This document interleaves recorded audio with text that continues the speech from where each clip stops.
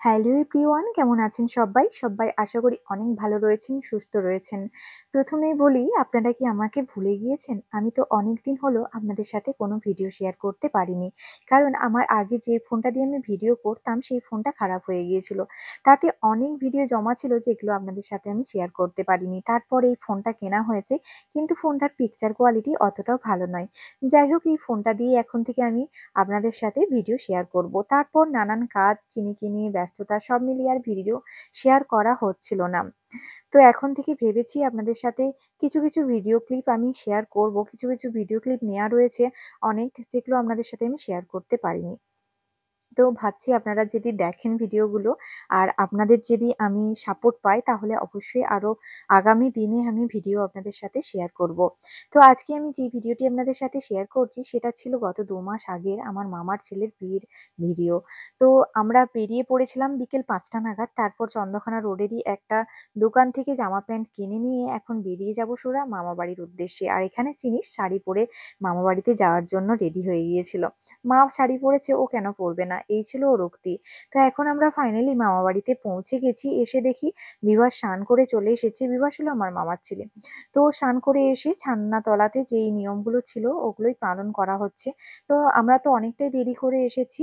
আসার ইচ্ছে ছিল অনেক সকাল সকাল, কিন্তু দীপকের ডিউটি ছিল, যার কারণে আমাদের আসতে অনেকটা লেট হয়ে গেছিল। এসে দেখি এখানে প্যান্ডেলে ডেকোরেশনের কাজ চলছে, ফুল দিয়ে সাজানো হচ্ছে। এখানে বউকে বসানো হবে আগামীকাল। তো এখানে আমি, চিনি, বোন 3 জন মিলেই চলে এসেছিলাম একটু দেখতে আর ফটো তুলতে।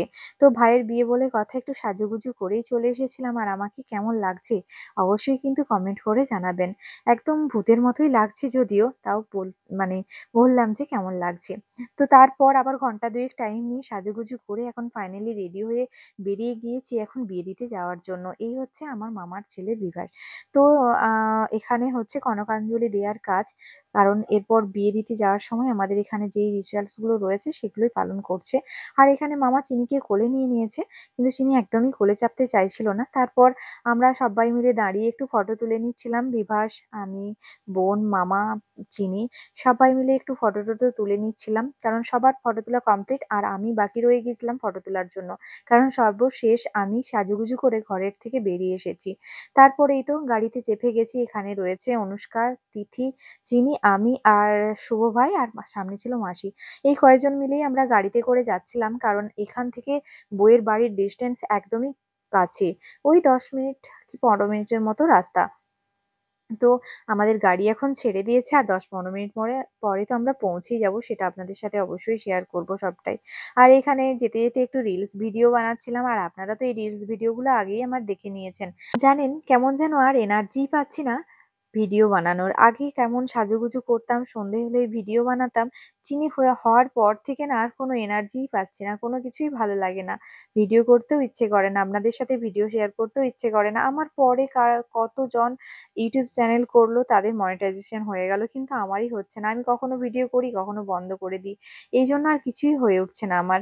তো তারপর এখন আমরা পৌঁছে গেছি বউয়ের বাড়ির সামনে। গেটটা দেখে তো আপনারা বুঝতেই পেরেছেন। আর চিনি এখন ওর মামার কোলে চলে গেছে।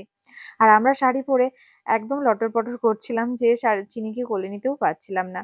তো এই যে অন্ধকার মতো এই জায়গাটা দিয়ে একটু হেঁটে যেতে হবে, যার পরেই সাথীদের বাড়ি। তো চলুন যা যাক। আর এখানে অনেক বাটি নিয়ে এসেছিল, যে বাটিতে ফোটানো হচ্ছিল।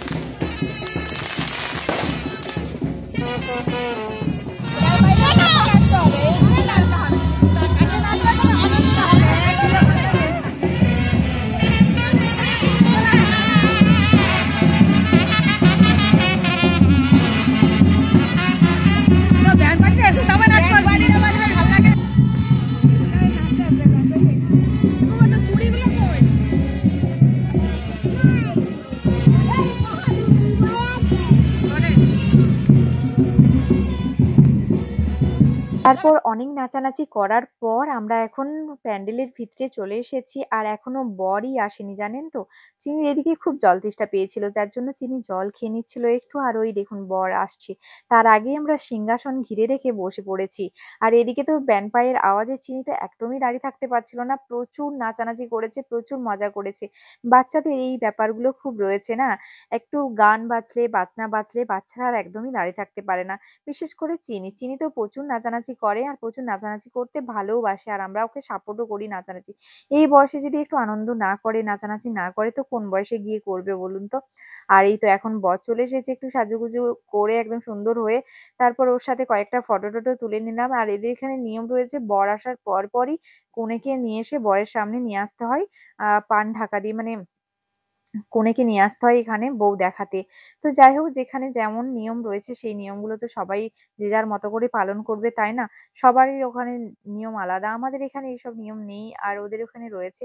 তো সব জায়গায় যে যার মতো করে নিয়ম পালন করে। তো এই হচ্ছে আমাদের বউ সাথী। তো অনেক হয়তো, হ্যাঁ, ভিডিও করেছি। হ্যাঁ, আগে ভিডিও করেইছি আমি। আমারও খেয়াল ছিল না যে ভিডিও করেছি। আপনারা সবাই দেখেছেন। আর এই সময়টা খুব ভালো।